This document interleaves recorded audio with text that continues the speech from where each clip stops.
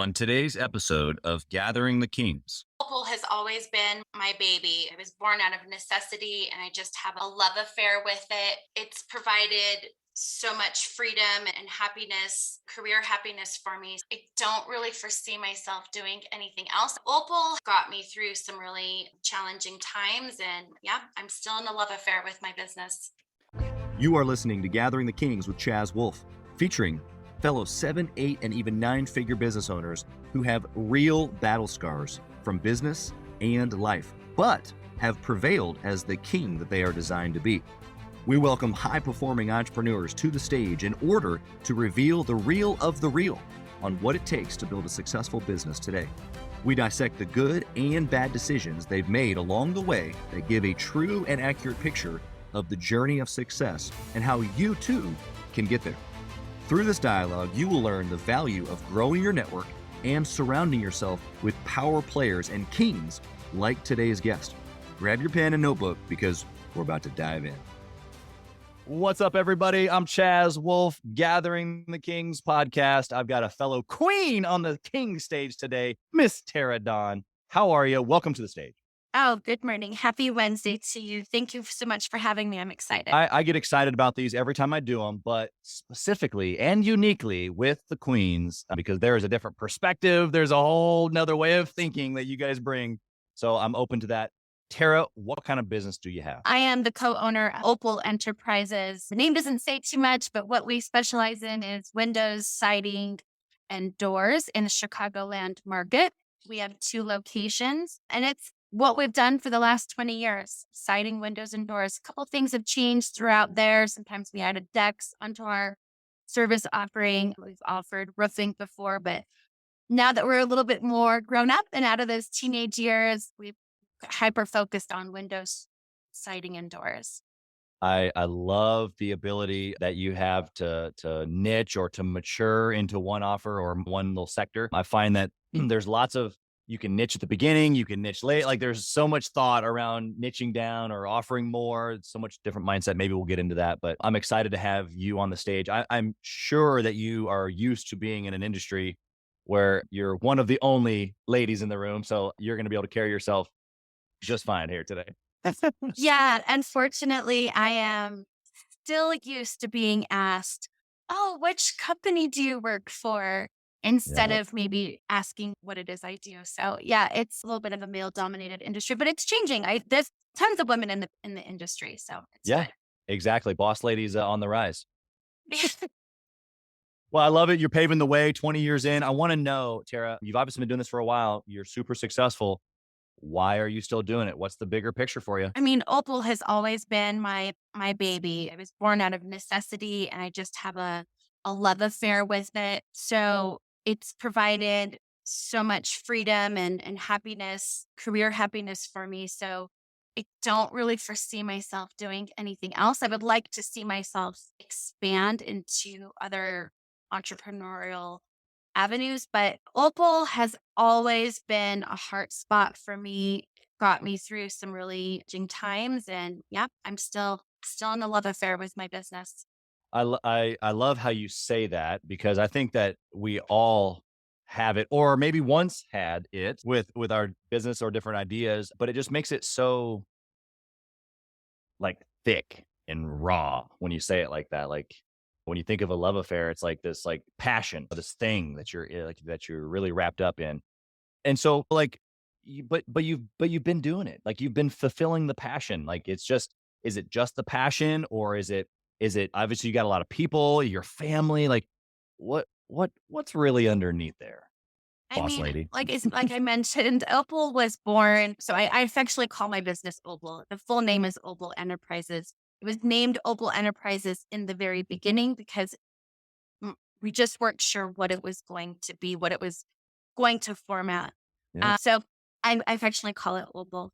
Um, Opal was born out of necessity. I mean, it saved my livelihood. It saved my mindset, my energy levels, and I've put so many years into building a community for myself. So what I mean in that sense is that I'm from Colorado, went to college here in Colorado, thought I was going to be an advertising guru. I was excited to get out of my home state or out of my hometown, out of Colorado.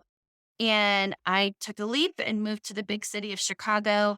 Unfortunately, right, right when September 11th happened. Wow. So I transplant into Chicago, didn't have friends, didn't have family. And so Opal also provided a huge community for myself because I built community. I built my coworkers, I built my Yeah. team. I had a love affair with my early customers. And so why do I do it today? Because it still is that for me. Now, 20 years later, I have much more of a balanced life. But in the beginning, it was my be all, do all. Still kind of feels like that, even though things have evolved. Yeah, I mean, your mindset in all of this. I'm gonna I'm gonna try to dissect some of this, but you go to Chicago, and where most people, again, like you said, feeling alone, feeling like a little bit destitute, a little bit like I don't know what to do here. You create a company. You start a company. Like, why was that the turn? Well, it wasn't quite that turnkey. Out of college, I had followed a boy to Chicago. That boy is now my business partner. So we are no longer romantically involved, but he is my best friend. So, but I did follow him to Chicago. I'm straight out of college. In fact, I'm still in college finishing my internships. And then September 11th happened. And I really had grand dreams for myself that I was going to interview for advertising agencies and I was going to work at this really cute, you know, advertising agency, brick and mortar sort of business. Yeah. And that's not the world that I entered into after college at all. There was nobody hiring really. And it really was without an exaggeration. And in the few that were hiring, there was 1,000 people. At least it felt like to me, 1,000 Sure. people wanted that one job. So after really hitting the pavement for a solid year, trying everything I could to get my foot into any business, I was literally crying outside of my doorstep. And I lived in a very Polish community.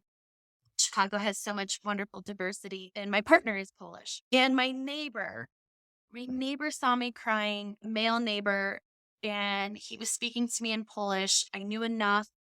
We ended up going back to English, but literally what happened is he felt bad for me and invited me to go to his work the next day. He was a contractor and he bought materials from Associated Materials or Allside and literally took me in to where he buys materials, introduced me to very Polish, very wonderful manager. She hired me on the spot and Wow. and that's it. I sold siding and windows to contractors, to Polish contractors for 2.5 years. And I'm a very outgoing person. I was trying to get my hands into anything that I could. I'll do your marketing pro bono. What can I do? Yeah. How can I get involved? There really wasn't much for me to do, but the outside sales grabbed onto me and started taking me out in the field, seeing me to contractors, showing me their businesses. I mean, I got to see the whole gamut in Chicago. And with my marketing background, I'm always kind of doing a SWOT analysis.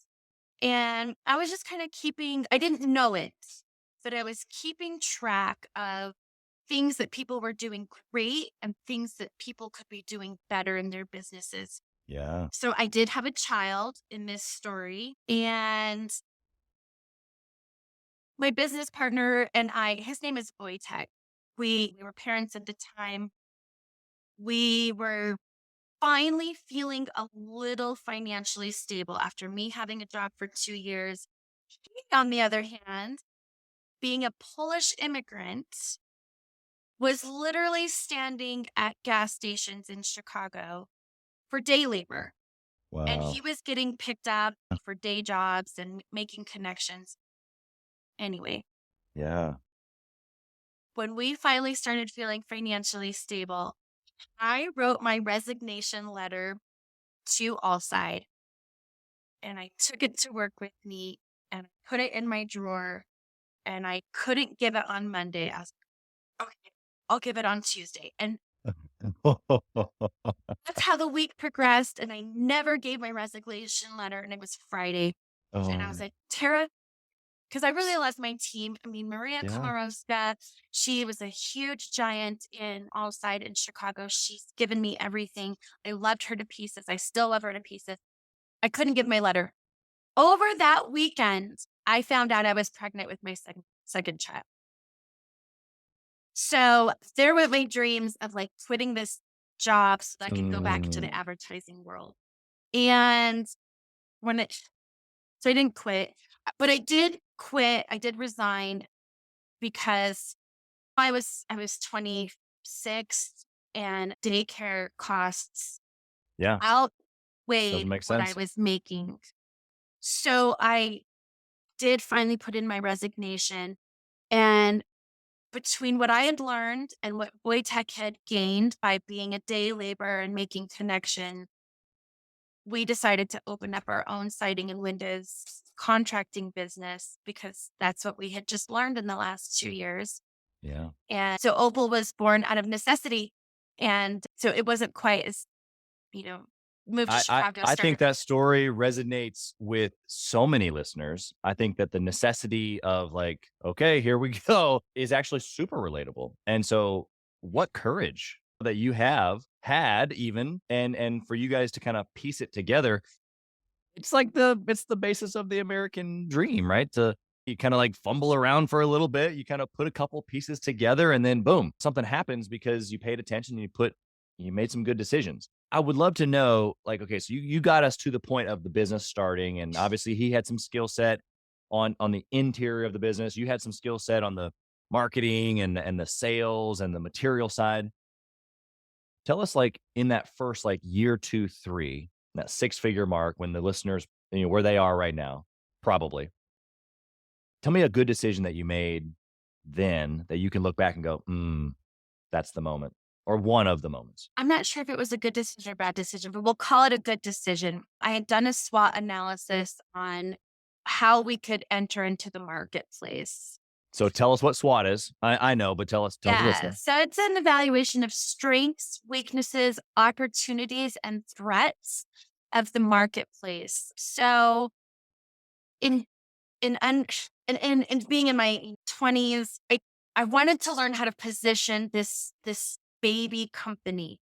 And I knew from because I my dad was always an entrepreneurial, and I knew that I was not going to be able to use his phrase, which was, oh, my dad's been doing this for 30 years. And so now I've taken over. I knew that we didn't have lengths of time on our side. I knew that we were not going to be able to be the cheapest. So we weren't going to enter the market on a price point. But what I did understand is that we had no money, zero. And that people who did have money, they shocked and awed me, and I felt like they deserved a good experience.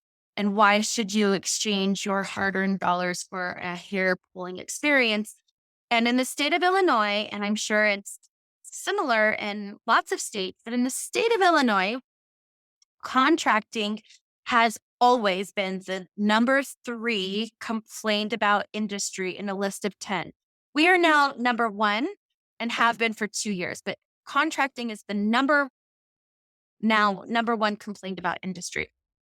So I wanted to enter the marketplace as a company that focused on experience and not commoditize what it was we were doing. Yeah. Yeah. So give us the building blocks of what that experience looks like, because I can tell you it's a common theme, building an experience as opposed to building a business off of price. Not that necessarily the price is the wrong way to do it. I'm sure there's lots of people that have the discount business, but for ones like you and I that value the experience, give us some of those key things that you built in. Maybe not the whole thing, but maybe 2 or 3 steps in that experience that are just, if you don't have these, the experience isn't there. First of all, it starts off the minute a homeowner or anyone, a vendor, anyone calls or emails you. It's the way that you are appreciative and thankful. It's your tone, it's your gratitude. And even if you can't help that person or if it's not the right fit, I'm still being very careful to preserve that relationship. So I know it sounds simple, but we all know that when you call businesses, you either feel appreciated or you don't. You either feel like, or wow. Yeah. So I've always been able to focus on, well, and I was a waitress through my college years. So I just appreciate theatrics. Yeah. And for me, they're genuine, but Sure. there is some theatrics in customer service. So the minute someone calls in, first of all, you need to have someone answer the phones. And that was one thing that I noticed when I was doing my SWOT analysis, that so many businesses were letting customers go to voicemails. And so that was one thing that was not going to happen. And that was a sacrifice for me because I had two small children. But anytime the phone rang, I was there. I had a chipper smile in my voice. And I was so grateful that anyone was contacting us at Yeah. all. And then you carry that throughout. Of course, that sounds easy, but um, making your sales experience feel like it's a consultation and a relationship. And we benefit from getting girls from people who have never worked with us, and it's because of that kindness.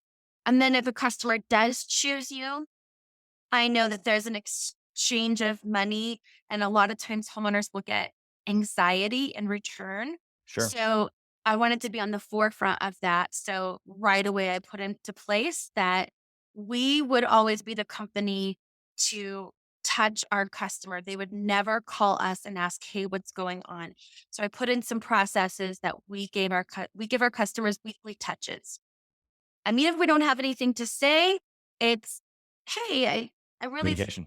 want to confirm that your color choice is amazing and how exciting. Hey, and did you want to change your mailbox?" And just touch points so that homeowners don't have anxiety.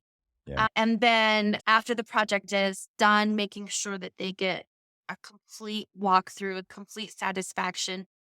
And then it's not over. It's not over. So I have put into place processes where I touch my customers every 6 to 8 weeks. And I know that sounds like a lot, but they're just simple little, how's your project? What do I need to know? A lot of people will think that that's farming for services and Mhm. complaints, but it's staying ahead of those little things that can build into big nuances. So my experience, I guess, would be summarized as communication. And I know that's a common theme, but Yeah. the processes I put into place is I make it so easy that my customers don't even have to look at my phone number. I'm already in their face. Yeah, I love that. And the one word that you use that my team also uses, or my teams, is touch points.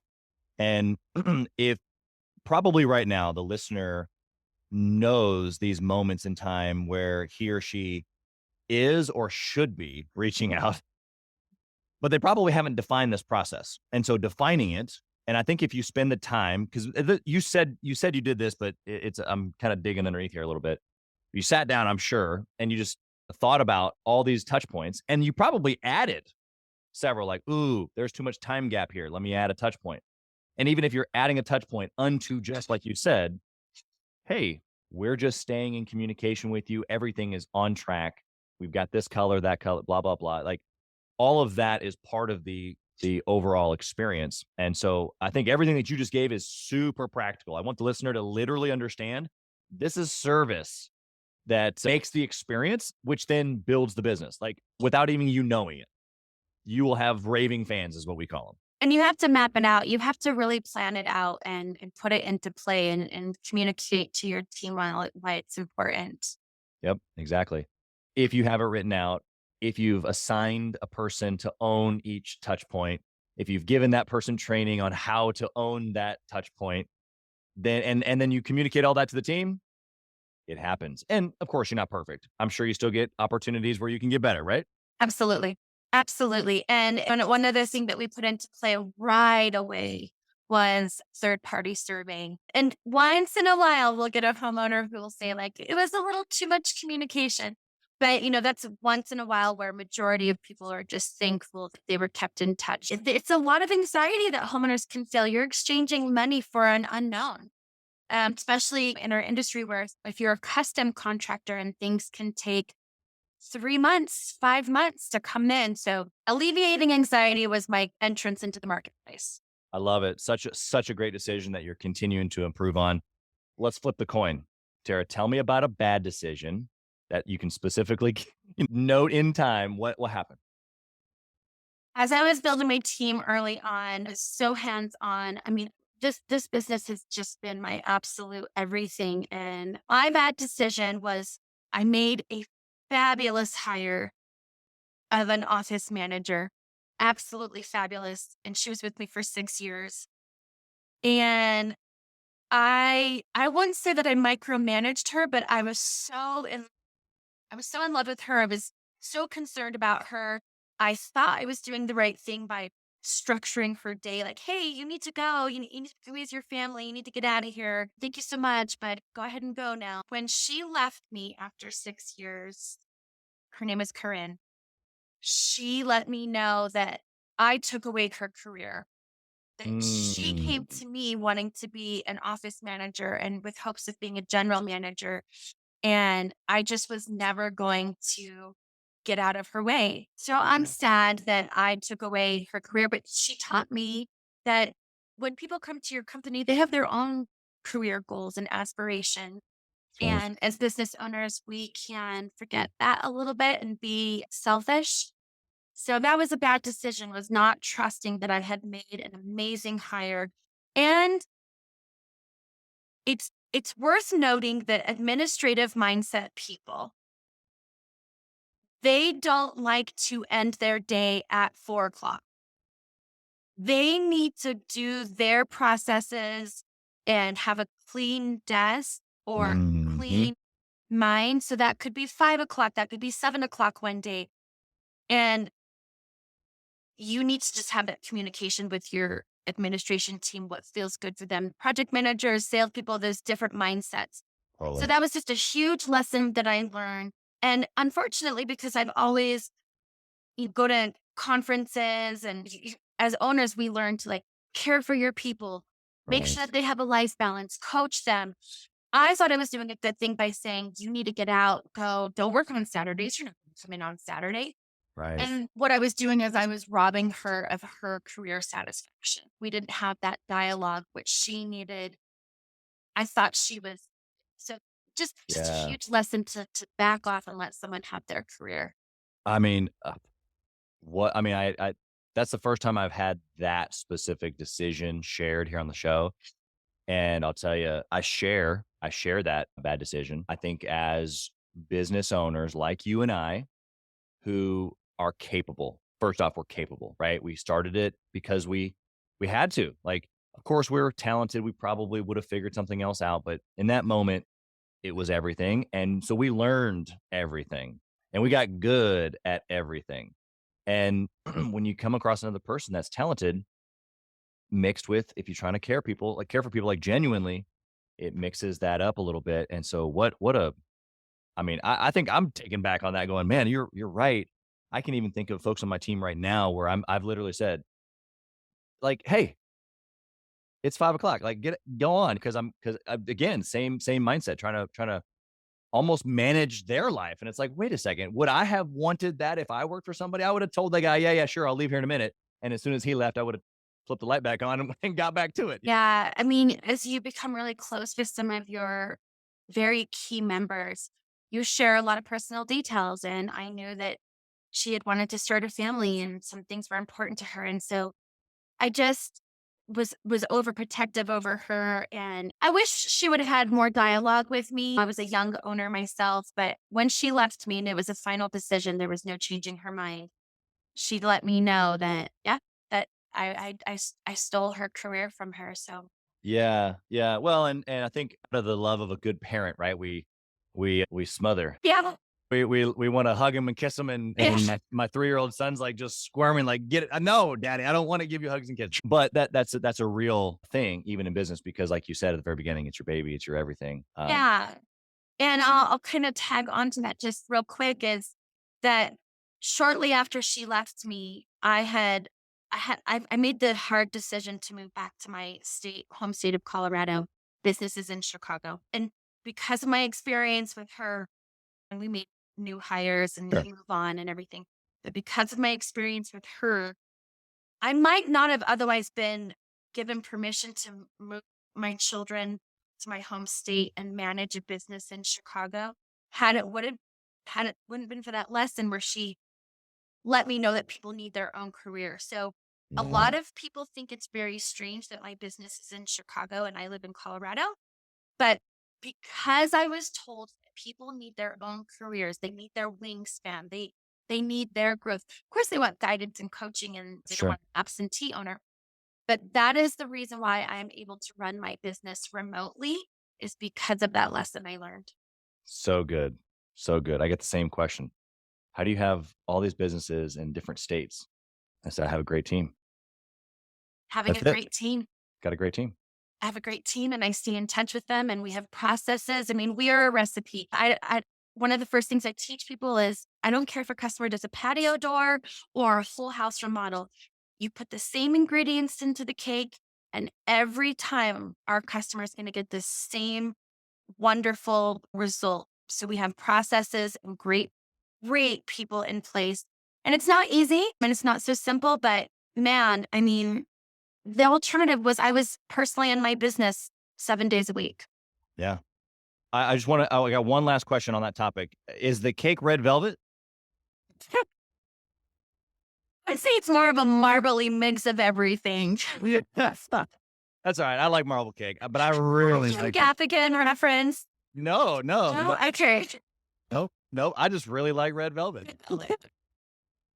Every one of my kids' birthdays, I'm like, hey, so your birthday is coming up. Are we getting red velvet cake? And for red velvet cake, delicious. 100%. Okay. One question here left on decisions. I want to know, you've given us quite a bit of mindset already, but I want to know if there's like a principle or a process that you put decision making through. You've given us a good and bad. How do you kind of attack decisions nowadays as a successful entrepreneur? You have to think of what the outcome will mean in profitability. So when I have a decision to make, I'm now at the point where I can try to evaluate where that plays into the profitability of the company. Yeah. Okay. And I assume that decisions around all the key factors of business, marketing, sales, fulfillment, finance are part of that, but then also your members, or sorry, your team, your clients, like all of those decisions are coming through that filter for you.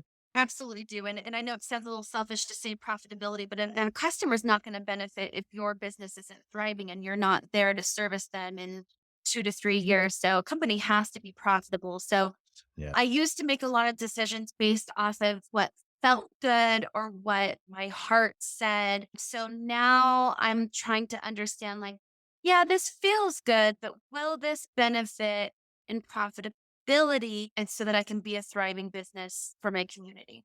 Yeah, and I love what you said there. And I tried to tee you up, and you took it. It was amazing. It was just a phew, home run there. The listener who might be thinking, "Oh well, I'm more concerned about whatever." And the reality is that you said it. If the business doesn't exist, you can't provide a good experience. And what I have found in my business is when we shortchange or when we sell out of our own pocket, our own hand, if you will, and we try to give discounts or whatever, then it leaves us, the team, everybody anxious or not in a good place, which then we don't provide a good product. We don't provide a good service. The customer doesn't end up getting what they hoped for. So it's a negative all the way around. I love your mindset on that. Okay, so we're going to transition to the speed round. I got a couple questions here for you. Are you ready to go fast? I'm re- First question is this: dwindle that entire business down for me. One trackable metric. What is it? I need to start tracking my business based off of profitability. I've always been very interested in the cost of customer acquisition, and that's been ruling my career. Spoken like a true marketing expert. Yeah, but I'm going to be focusing more on profitability Nice. Love as that. my main KPI. Yeah, and per job, per product, at the end of every month, like what are you thinking there? You know, we know our numbers absolutely, and my business partner is fabulous, so we know them by the year, quarter, the month. But I need to understand a little bit more per job because you give some, you lose some, and it all comes out in the wash. I'm going to be focusing more on profitability per project that we take on. Yeah. Yeah. You said at the very beginning, you've honed into certain offerings. And so the next layer for you, it sounds like, is to be able to start maybe even declining certain projects. Yeah, and I think that we are actually going to be doing some more, especially in a time of recession. You kind of want to pivot, offer more services. What else can we do? I actually think that our company is going to be honing in a little bit more and narrowing in, um, and making the business simple and exact and precise. And it's hard because you want to offer a little bit of everything, but I think in my case, we're going to narrow in a little bit more. The secret, which you already probably know, but I'll tell this one to the listener, you can dial into that one simple, or maybe it's just a couple of offerings if you know how to go get customers. That's right. If you Absolutely. can fill the pipeline with A clients, why bother with the B? It's only when you don't have enough A that you consider the B or the C or the D. That's right. Um, so if you're Absolutely. good at marketing like Tara is, then Thank you. there's no worries. Tara, what book would you recommend that a six-figure business owner read? I found a lot about this, but it just my one of my favorite books is Six Tires, No Plan. Let me see if I've got the author here by Michael Rosenbaum. And it's a story about Discount Tire and the man who started that business. And it Yeah. is such a good read. It's so humbling. I mean, this man had enough enough money to buy six tires, and he started an empire out of this. Yeah. So Wow. it's one of my favorite reads. I love that. I have not read that. We'll put it in the show notes here, but I'm going to grab it. Yeah, I'll let it's a great book. It's very humbling, and I'm a fan of staying humble and knowing that at any moment you could lose what you've built. So Yeah. his story, and I believe the owner is still alive. And so if anyone that used Discount Tire, they're just absolutely epic on their customer service, and there's a reason why. Yeah. It actually makes me think of Shoe Dog, the story about Phil Knight and Nike. Oh Um, wow, yeah. almost exact same way. I haven't read this book, but it sounds very similar from a story perspective. I mean, I think this man started his business with $12, no joke. So Yeah. it's a great read. Wow. So one day when I read your book and you didn't start with any, no, not even $12. Yeah, it's not even $12. Yeah, Love it. absolutely. Tara, do you intentionally network or mastermind with other entrepreneurs? Absolutely. Okay. And why? Because when our business was growing in 2009, we were like at that weird growth, hard, it's hard to reinvent the wheel. It was hard. So networking, joining organizations. I mean, I'm a guru for learning. I'll sign up for any class or any conference that makes sense to me. Sure. I'm a huge fan of time blocking. So I've been coached thanks to the organization that I belong to, Time Block. So I physically on my calendar have time blocks where I need to stop what I'm doing and it's time to go down a rabbit hole or read what I said I was going to read. And my business coach told me that if you make a date with yourself on the calendar and you break it, that's the same as breaking an appointment with a client or with the employee. And you would never not show up for a meeting or an Right. appointment. So why would you break that date with yourself? So time blocking is huge for me. Yeah. Networking, there's a world of smart people. And I just love rubbing shoulders with people who have figured it out and who can bring me up with them. I don't think I'll ever stop. It's a high for me. Yeah, I relate to that 100%. Everything that you just said, I could feel I was there with you in the Yeah. moment. There's some amazing people out there. My gosh. Yeah, exactly. Okay, if you only had 1 hour each week to operate Opal, what would you do or how would you use that 1 hour to be successful like you are now? Wow. Okay. That's a question that I wasn't prepared for. But Yeah. I have been coached. So I belong to the Certified Contractors Network, amazing organization. I also belong to Maui Mastermind, amazing organization. I hope to be a part of your mastermind that you have going on. I have been coached that, and I'm going to get this wrong. It's the 1%. I think I'm going to get this. The 1% that you, I am super going to get this. Okay, so we have so much to do in our day, and like Yep. 80% only produces 20% of your profitability. But if you keep paring that down, so if I had 1 hour per week, I would hyper focus on that small percentage of my expertise that actually brings the most value to the company. I am so at the point in my career where emails are just a complete waste of time. And I've got sticky notes all over my computer, and it's like, what are you doing right now that is making the business profitable? So maybe I'm getting it wrong with the 1%, but it's not even Yeah. the 20% of your expertise that brings the greatest value. Got to keep paring it down and really hone in on what you specifically, uniquely bring to the company that no one else can do that will benefit. So I would be focusing, and they're called A-level times or Yep. high level times. I would really hone in on what I do the best for the company. Yep. I love how you've answered that. I think you're spot on. There, obviously, that 1% can look like a lot of different things. For you, running an extremely successful business states away already, I think, blows the mind of most people listening today, because you this format, in order to get down to an hour, like I have in multiple of my businesses, you can't physically be there, first off. Like, literally, you cannot be there.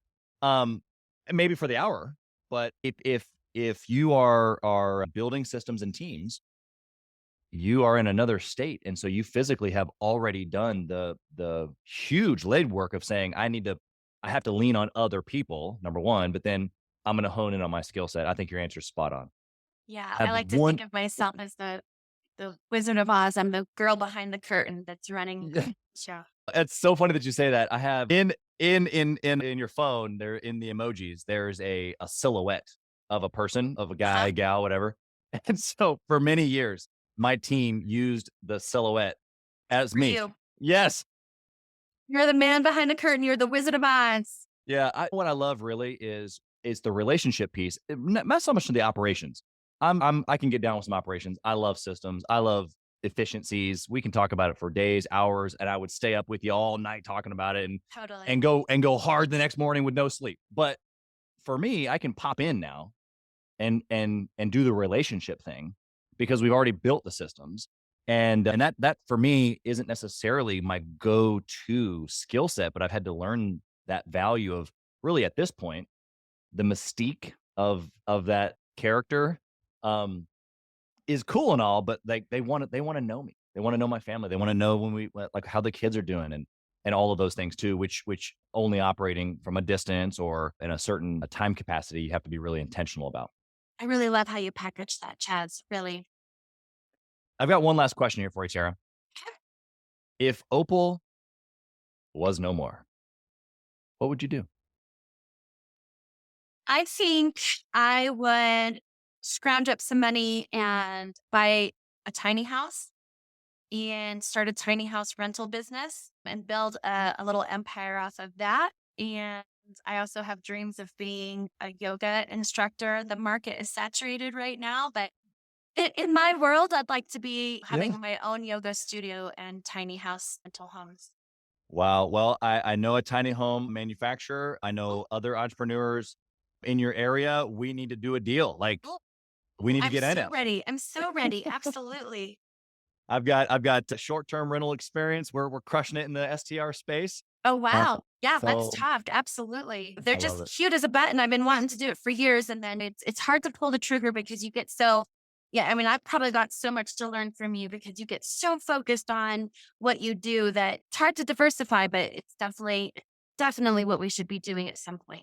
Yeah, at some point, that's the key factor there. I think a lot of people listening here today need to hone in and do what What'd you you do? described. Yeah, exactly. You got to really just dial it in, just as Tara has described here today. Tara, how can someone find you? I want them to be able to connect with you, maybe do business with you, refer business to you. How can they find you?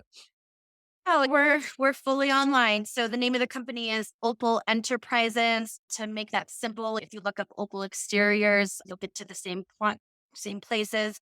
Pinterest is huge for us, Facebook and Instagram. My name is Tara Dawn. I'm attached to everything that you'll find with Opal. So yeah, I'd love to connect with any of our listeners and keep growing as a person.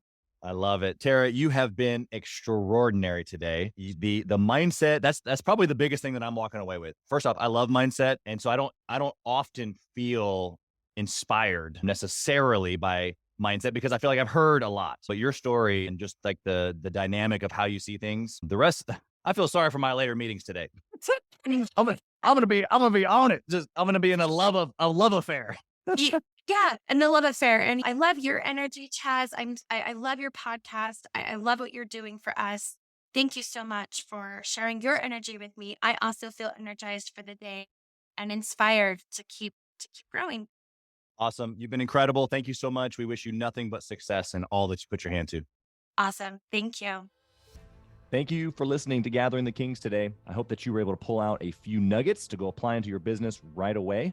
More importantly, though, I hope that you're realizing that it takes more to be successful than just being by yourself, doing it all on your own, carrying the weight all by yourself.